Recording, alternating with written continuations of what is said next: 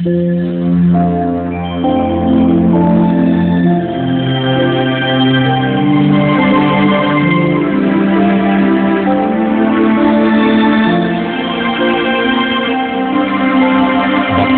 ang bumabasa at ang nangakikinig ng mga salita ng hula at tumutupad ng mga bagay na nangasusulat doon, sapagkat ang panahoy malapit na.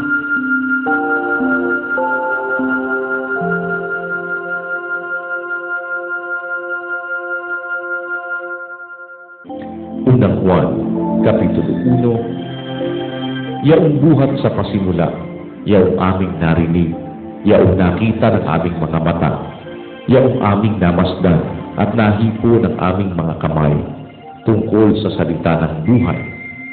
At ang buhay ay nahayag at aming nakita at pinatotohanan at sa inyo'y aming ibinabalita ang buhay na walang hanggan, nakasama ng Ama at sa atin ay nahayag.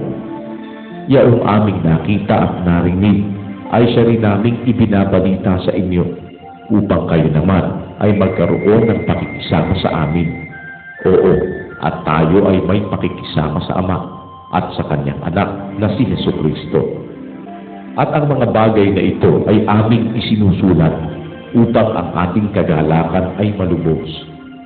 At ito ang pasabing aming narinig sa Kanya at sa inyo'y aming ibinabalita, na ang Diyos ay ilaw at sa Kanya'y walang anumang kadiliman.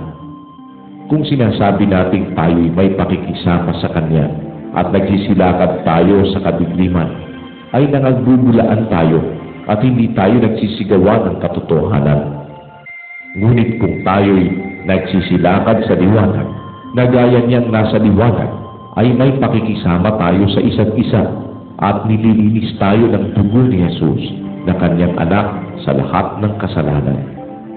Kung sinasabi nating tayo'y walang kasalanan, ay ating dinadaya ang ating sarili at ang katotohanan ay wala sa atin.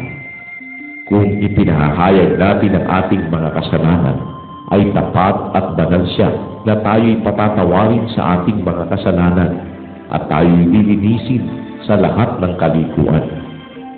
Kung sinasabi natin tayo'y hindi nagkasala, ay ating ginagawang sinungaling siya at ang Kanyang salita ay wala sa atin.